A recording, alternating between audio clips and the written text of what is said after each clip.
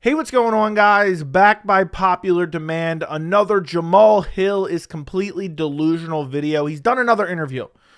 And after watching this interview in its entirety, and we're going to look at multiple clips from the interview, I'm starting to feel bad for Jamal Hill. I'm really starting to feel bad for him. He's not willing to accept the loss to Alex Pereira. He's not willing to accept that he got KO'd against Alex Pereira. And he thinks, based on the performance he had at UFC 300, he says that he is confident that he will dominate Pereira in a rematch. And on top of all this, the fact that he's not willing to accept the KO loss is one thing, but then he's acting as if he was never KO'd and that it's not a factor at all when it comes to a quick turnaround against Khalil Roundtree. And honestly, the way Jamahal Hill's acting, the way he was talking about his management, I feel like he's going to drive his career right into the ground. Now, obviously, he's very skilled. You know, I think it's a favorable matchup against Khalil Roundtree. But the way that he acts and his unwillingness to assess his performances, honestly, I feel like it's going to drive his career right into the ground.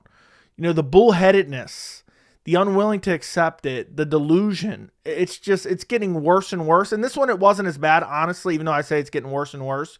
I feel like he's starting to come around a little bit. But I think what this all comes down to be honest, is Jamal Hill just can't sit on the fact that he lost to Pereira. He just can't. He needs it back desperately. I remember many years ago, maybe 5 years ago, 6 years ago, maybe 8 years ago. I don't remember how long ago it was. I used to play Madden religiously, okay? And me and one of my buddies used to play religiously. And when you lost a close game, you always wanted to run it back. And that's kind of how Jamal Hill comes off.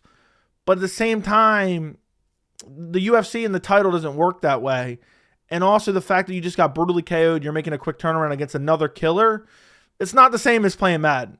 So I feel like his management, which he talks about in this interview, we're going to look at, his friends, you know, his teammates, somebody needs to be talking some sense into Jamal Hill because he's going to end his career if he keeps navigating it in this capacity. It may work out this time, but I just feel like this alternate reality that he's living in is eventually going to do him a massive disservice. And I start to really feel bad for him in this interview. But let's get to the interview.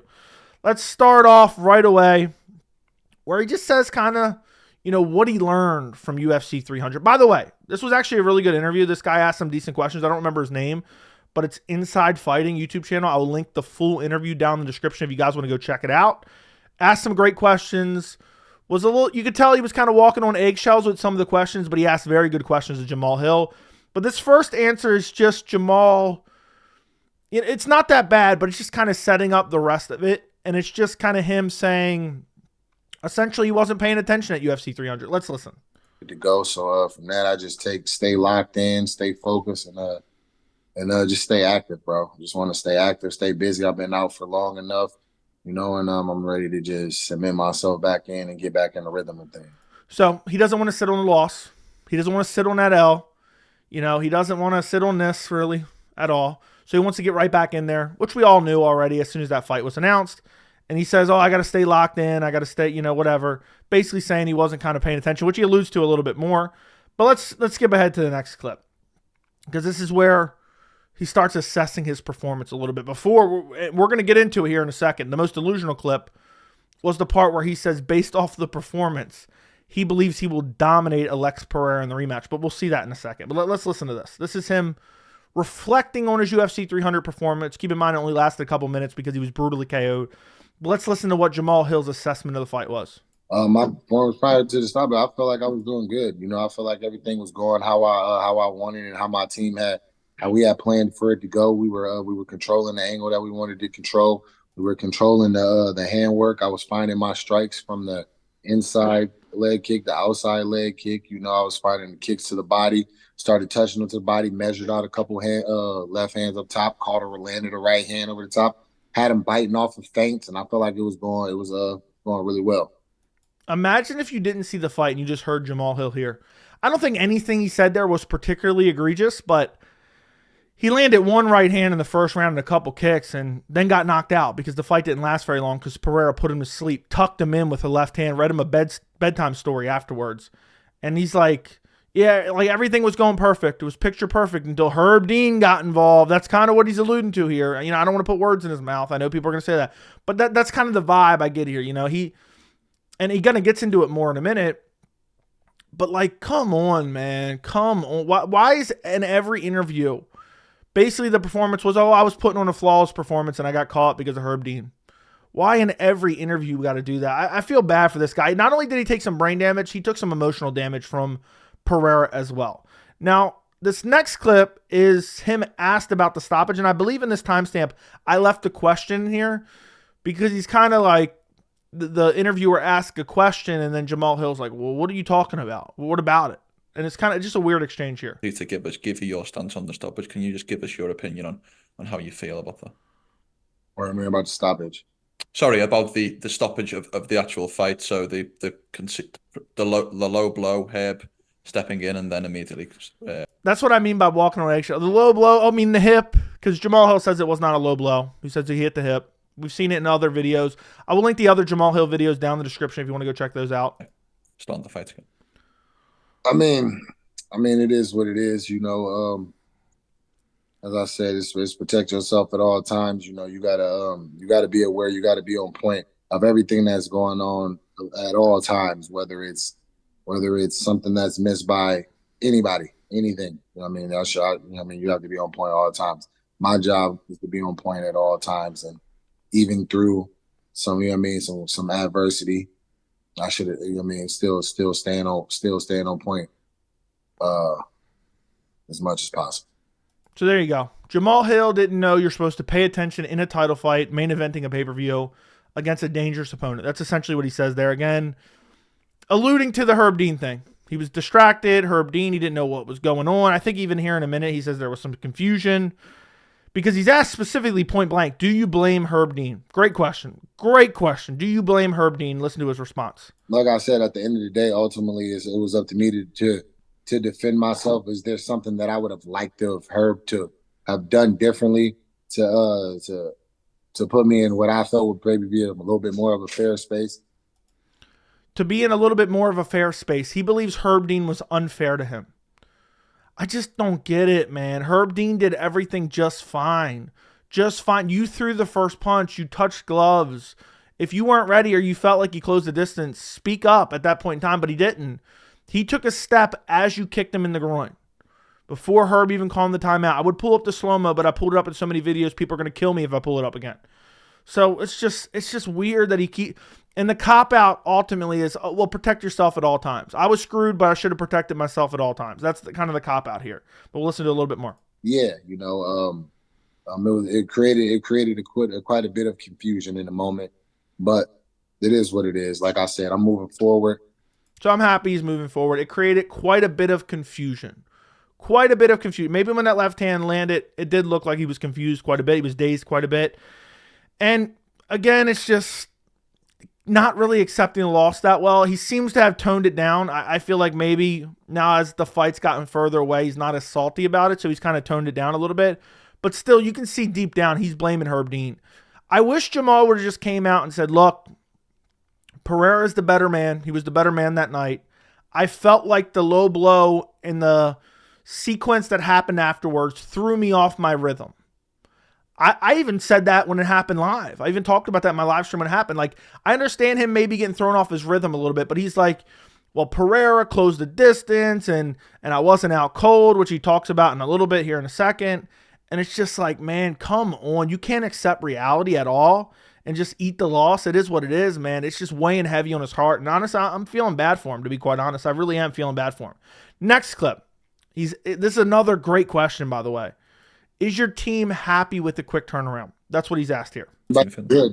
Everybody's good. Everybody's good about it. Like the perception of the fight, like UFC. That's the thing about it. The UFC 300 being the big show that it was. It created the, you know what I mean. It created a whole aura and mystique, and people just, you know what I mean, just this excitement. You know how that goes in people's mind, and it's like, oh my God, he got knocked out. And it wasn't the case. I got hit with a good shot. He followed up properly and was able to smother me and get a stoppage. That wasn't the case. Oh, my goodness. Guys, who's...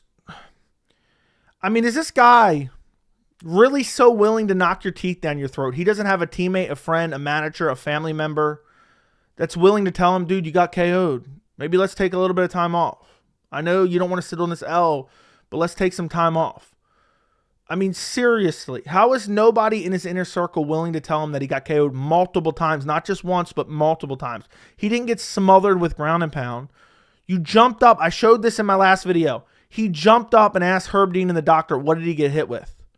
Who got knocked out? When they told him he got knocked out, who got knocked out? He had no idea.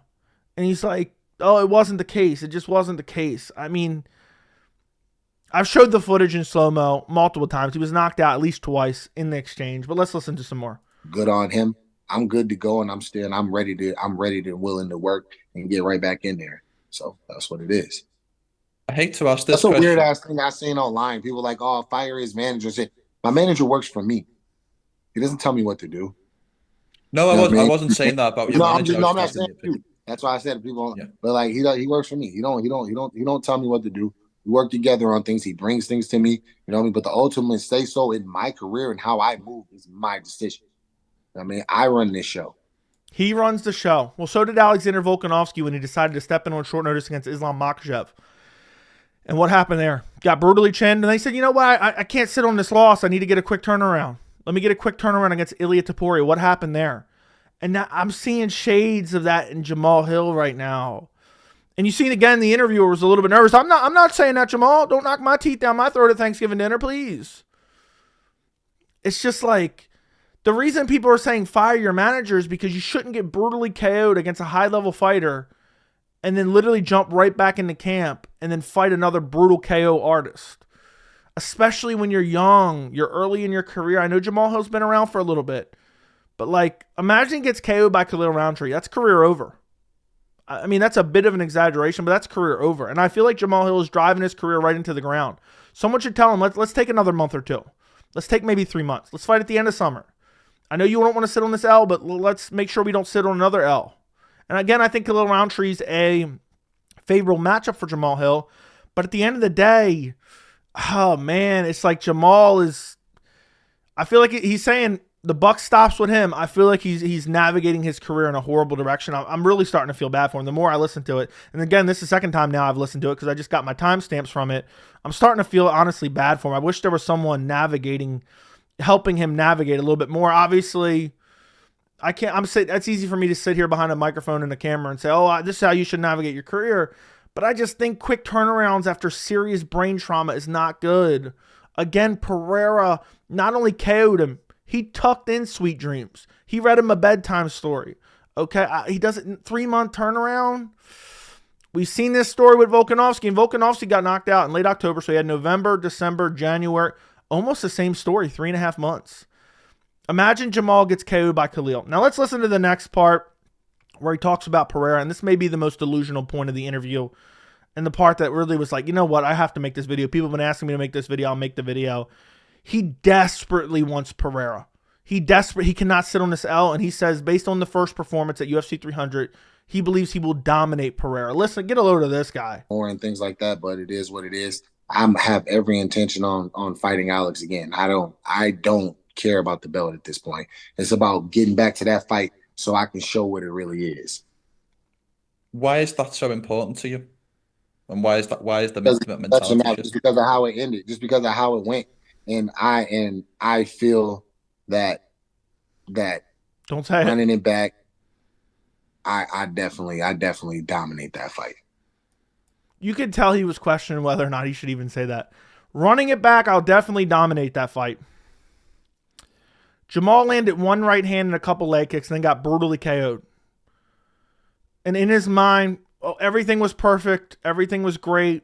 I should have won. My skills are much better than Pereira's. How was he saying this? Dude, just take the L. Sit on the L. You got meme KO'd. It is what it is. It's all right. You can bounce back. Yeah, when I get that rematch with Pereira, I'm going to dominate him. I even picked Jamahal Hill to win. But that's just, I'm picking Pereira if they rematch. I mean, obviously a lot can happen between now and then, but dude's saying, yeah, I would dominate. Everything was going great. If it wasn't, again, he thinks it was outside forces that caused him to lose. He thinks that Pereira cheated. I made a video about that previously. He even kind of alludes to it here in a little bit. We're going to look at 2 more clips from this interview. Kind of alludes to it. Again, that Pereira kind of took advantage of the rule set and kind of, was unsportsmanlike. He doesn't actually say that, but if you read between the lines, that's what he's saying. Now, this next clip, again, this just shows his desperation for this rematch. He so desperately wants to fight Pereira again. And he's asked, like, is this a rivalry? What would you consider this now? Like, that's the kind of the question that was posed to him here. It's just at this point, it's running back. It's running back. I don't care. That's those fan terms to me. Those are fan terms. Yeah, that's true. I don't give a fuck about that. I just know that me and him we got business. He desperately wants that rematch. I kind of want to see. I'm gonna be honest. He kind of sold it to me here. I kind of want to see. I wish they would just book the rematch right away. Book the rematch right away. Screw it. But imagine he loses again. Honestly, I don't want to see it because I'm in favor of merit-based matchmaking. Jamahal Hill needs to get at least 2 wins, depending on how the division plays out, and then maybe he can get a title shot. But you can see he really wants that fight back. He thinks Herb cost him that fight. He wants that fight back badly. And I don't think it's good for his career, at least not right now. What's going to beat Khalil Roundtree and beg for a rematch against Pereira? But, hey, if Pereira loses the title, who knows? They could be fighting before the end of the year. We could get the rematch before the end of the year. I would love to see that fight. If Pereira loses his title in his next fight, and Jamahal Hill beats Khalil Roundtree, book him. I would love to see that rematch. He desperately wants it. And then the last clip we're going to look at here is him kind of alluding to Pereira kind of cheating. He was asked, what do you take away from your loss against Pereira? And of course, he has to allude to Pereira kind of being a gritty sportsman. Yes, winner you learn. There are definitely things that I take from of it. Be more of a gritty competitor. Just stay on your P's and Q's at all times. Do not be distracted for anything or for a moment for any purpose. Always stay on point and on your guard. How long has this guy been fighting professionally? He learned at UFC 300. Always be on guard in a title fight against a super dangerous power puncher. That's crazy. And again, be a gritty competitor. What's he alluding to? He's alluding to that Pereira took advantage of the situation when Jamahal Hill hit him in the nuts with his foot. That's what he's alluding to, which I completely hate. Again, Jamahal Hill, some of these answers were a little bit more toned down. I feel like he's accepted it a little bit more. But the one thing that really sticks out is the fact that he's saying, I'll dominate him in a rematch easy, because he's blaming Herb for the reason he lost. He can't accept that maybe Pereira was just a better fighter. And then the fact that he's still not come to terms with the fact that he got KO'd and nobody's told him. Nobody's told him. This is sad. I feel like Jamahal Hill, maybe it's not this year, maybe it's not next year, but coming soon, Jamahal Hill's going to have a slide, and it's going to look Tony Ferguson-esque if he keeps navigating his career in this capacity. And it may be this year. If Khalil knocks him out, it's over for Jamahal Hill. It's sweet dreams for Jamahal Hill. Let me know what you guys think of this interview. Again, I'll link it down in the description if you want to go check it out. Like the video, share the video, subscribe to the channel, and thank you so much for watching.